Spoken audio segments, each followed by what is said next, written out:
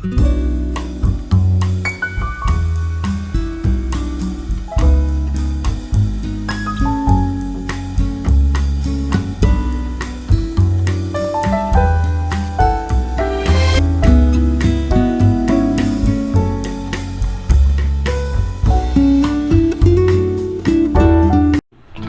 बधाई और शुभकामनाओं के साथ मैं सबको नगर जिला वासियों को हार्दिक अभिनंदन बंदन है। और देश आज प्रगति की ओर है, कोरोना जैसी महामारी भी, और हमारे देश के प्रधानमंत्री जी ने और मोदी जी योगी जी ने मिलकर के समाप्त की है। और मैं एक स्वच्छता के अभियान के तहत एक संदेश भी मेरा है कि स्वच्छता एक हमारे जीवन में संकल्प हो, और निश्चित रूप से स्वच्छता अगर होगा तो निरोगी भी होंगे। इसी संदेश के साथ मैं पुनः जनपद वासियों का हृदय से अभिनंदन करता हूँ, इसकी हार्दिक बधाई। समस्त जनपद वासियों को गणतंत्र दिवस एवं 26 जनवरी की हार्दिक शुभकामनाएं एवं बधाई।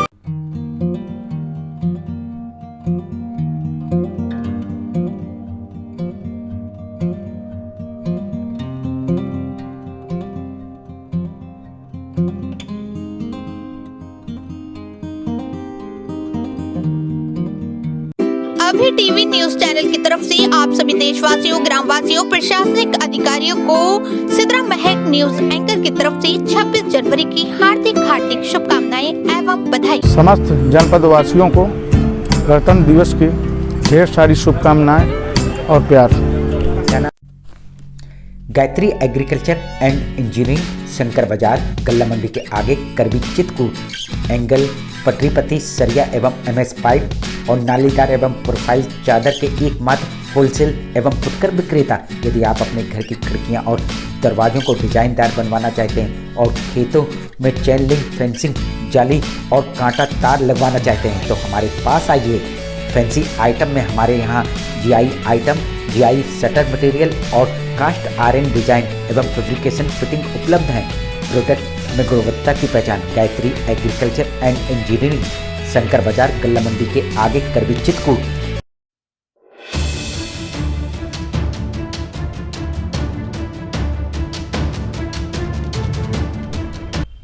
कैसे आना हुआ है चितकूट और क्या क्या कार्यक्रम प्रस्तुत करेंगे? पिछली बार भी आप आए हुए थे यहाँ पर तो लोगों ने बहुत सराहा था आपको और बहुत आपकी तारीफ करी थी। देखिए, ये सब हमारी तारीफ नहीं है, ये उन रचनाओं की तारीफ है जो हम गाते हैं। जब गाते हैं ठुमक चलत रामचंद्र बाजत पैजनिया, तो वो तारीफ जो है वो तुलसीदास जी को पहुंच जाती है। ऐसी लागी लगन मीरा हो गई मगन, भजमन राम चरण सुखदाई, श्री रामचंद्र कृपालु भजमन। इन रचनाओं को तारीफ जाती है, क्योंकि हमारे शास्त्रों में कहा गया है शब्द प्रथम नाद द्वितीय, कविता पहले है। यदि हम सिर्फ आलाप लेते रहें तो असर नहीं होगा, और जब शब्दों के साथ आलाप लेते हैं तो उसका असर हृदय तक पहुंचता है। इसलिए शब्द प्रथम है, नाद द्वितीय है। तो इस द्वितीय को हम सुंदर बनाने का प्रयास करते हैं।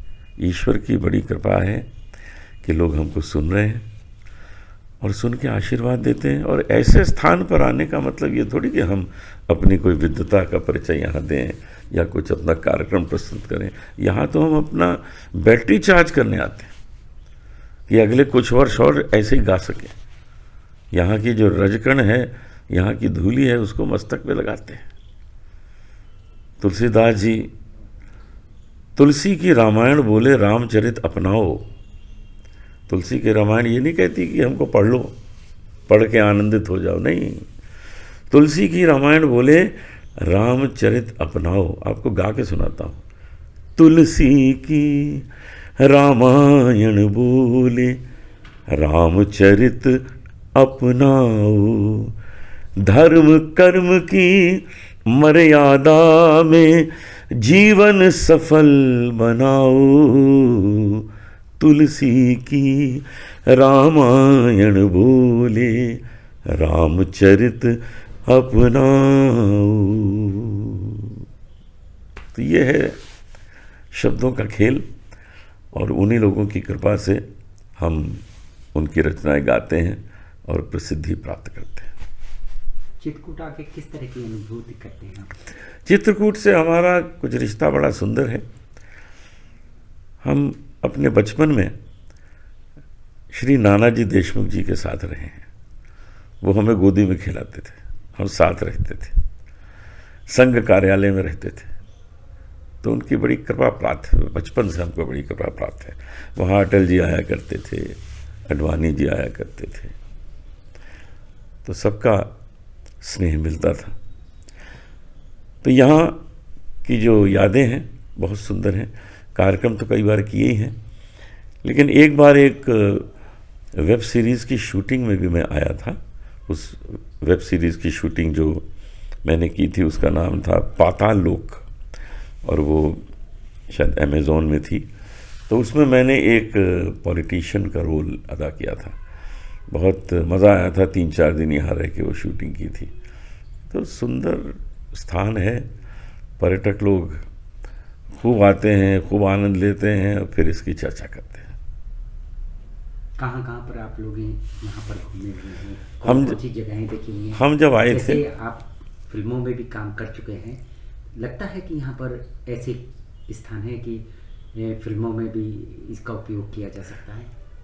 देखिए, पूरे उत्तर प्रदेश में ऐसे बहुत से स्थान हैं जिसका केवल नाम आ जाए कि इस वक्त हम चित्रकूट में बैठे हैं तो लोगों के अंदर श्रद्धा उत्पन्न हो जाती है। यहाँ के स्पॉट्स दिखाने की मैं समझता हूँ ज़रूरत है नहीं। नाम ले लो कि हम अयोध्या में हैं, नाम ले लो कि चलो आज चित्रकूट में समय व्यतीत करके आते हैं, चलो आज मथुरा चलते हैं, वृंदावन चलते हैं। अब उसके आगे और दिखाने की आवश्यकता कहाँ है? ये स्थान जो हैं ये हमारे हृदय में भक्ति जगाते हैं। और आज अध्यात्म ने हमारे देश को कहाँ से कहाँ पहुँचा दिया है। सारे संसार में जहाँ भी चर्चा हो भारत की तो लोग मुस्कुरा देते हैं, आनंदित हो जाते हैं। और इसका प्रभाव देखिए क्या हुआ है कि जिस देश ने हमारे ऊपर इतने साल राज किया वहाँ का प्रधानमंत्री आज भारतीय है, जो बड़ा स्पिरिचुअल है, जिसके यहाँ घर में पूजा पाठ चलती रहती है। अमेरिका के उपराष्ट्रपति जो है वो भारतीय है। आज हमारे अध्यात्म ने हमको इतना शक्तिशाली कर दिया है कि आज पाकिस्तान हमसे क्षमा मांग रहा है। वो कहता है हमको बचाओ। ये तभी संभव हुआ क्योंकि हम अपने काम के साथ साथ ईश्वर का ध्यान करना नहीं भूले, हम उससे तनिक दूर नहीं हुए। आज भी मनुष्य कोई काम करने जाता है तो प्रणाम करके जाता है मंदिर में। कोई बच्चा स्कूल में एग्ज़ाम देने जाता है तो मंदिर में प्रणाम करके जाता है।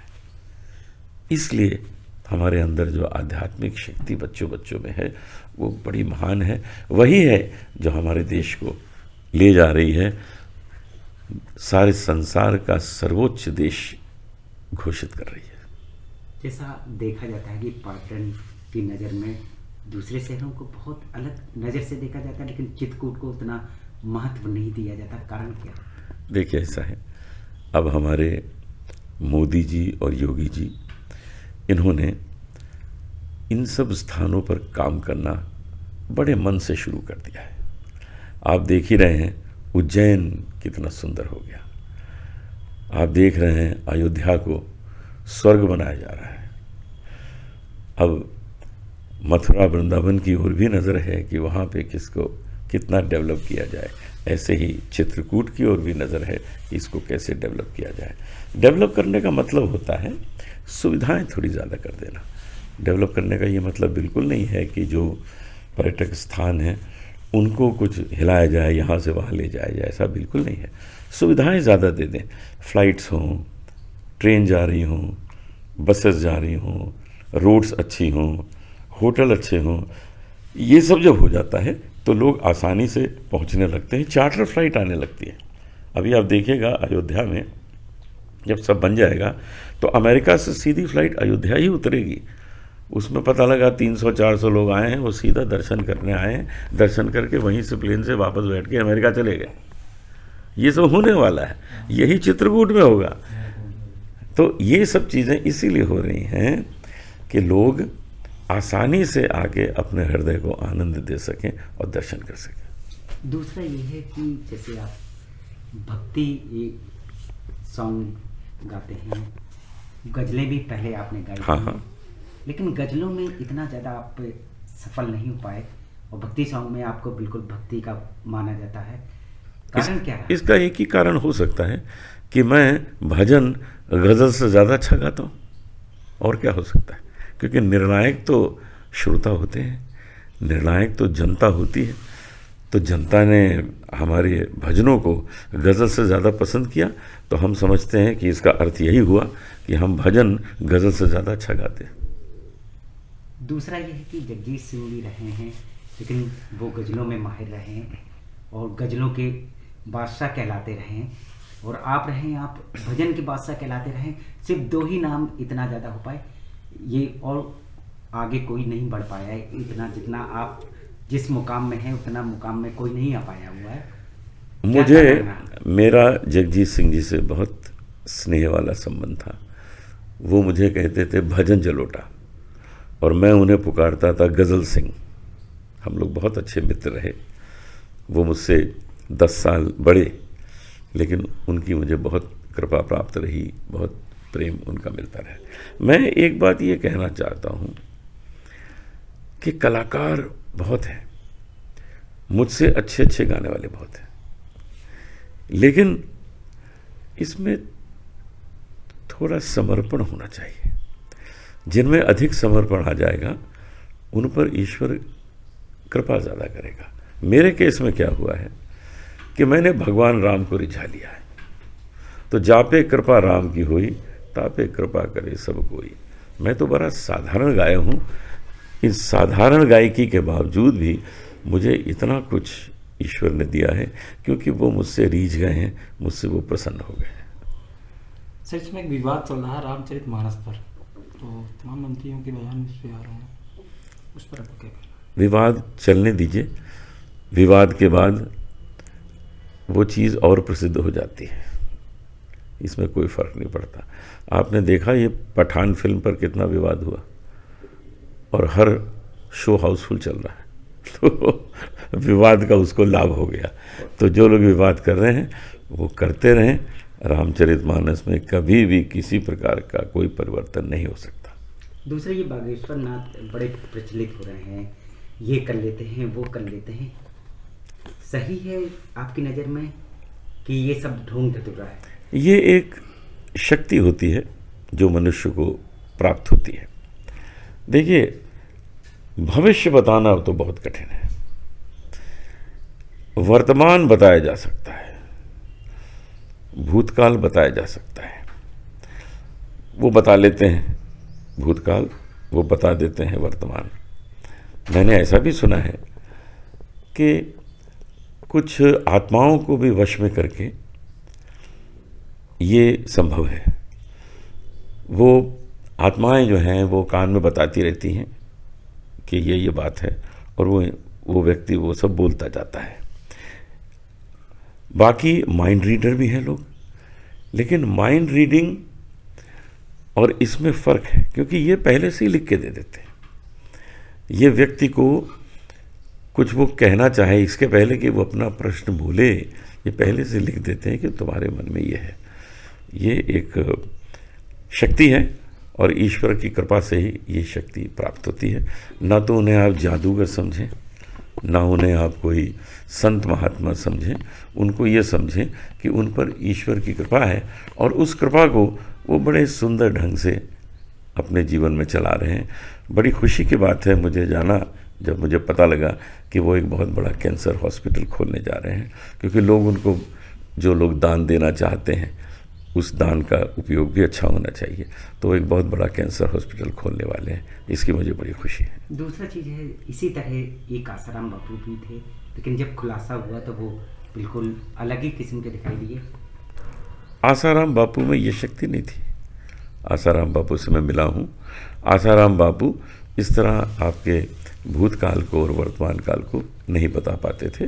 मैंने तो, मुझे इसका अनुभव नहीं है, लेकिन हाँ, जब वो बोलते थे तो वो बड़ा इंटरेस्टिंग था, उनका प्रवचन इंटरेस्टिंग था।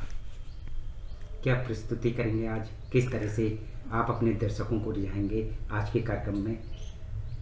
तुलसीदास जी के सुंदर भजनों को गाऊंगा, कुछ और भी मेरे लोकप्रिय भजन है वो भी गाऊंगा, ठुमक चलित रामचंद्र, साथ ही साथ श्री रामचंद्र कृपालु भजमन, रामचरण सुखदाई, जेहि चरणन से निकसी सुरसरी, शंकर जटा समाई। इन सब भजनों को गा के मैं तो अपनी बैटरी चार्ज करूंगा, लोगों तक पहुंचे ना पहुंचे, लेकिन मैं यहाँ से अपनी बैटरी चार्ज करके वापस जाऊंगा।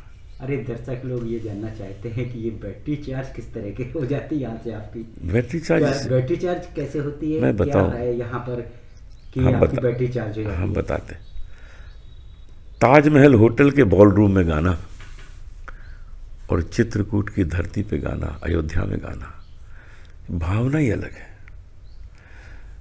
जब सोचते हैं मन में कि हम कहाँ गा रहे हैं, तो ऐसे स्थान पे गा रहे हैं जहाँ से हम बचपन से जिसके बारे में सुनते चले आ रहे हैं, वहाँ आते हैं। ये संतों की नगरी है, यहाँ बड़े बड़े संतों ने आके तपस्या की है, तो गाना ही बदल जाता है, गाने की ऊर्जा बदल जाती है। इसीलिए हम इसे कहते हैं कि ये बैटरी चार्ज करने वाली बात है। हम संकट मोचन मंदिर जाते हैं, वहाँ पे एक महोत्सव होता है हर वर्ष, वहाँ गा के भी हम यही कहते हैं कि हनुमान जी के मंदिर में गा रहे हैं, सामने से वो शक्ति ज़रूर हमें मिल रही है, हमको मालूम है, क्योंकि जब यहाँ गाते हैं तो कुछ बात और होती है, ताजमहल होटल में गाते हैं तो बात कुछ और होती है। ये ईश्वर का प्रताप है।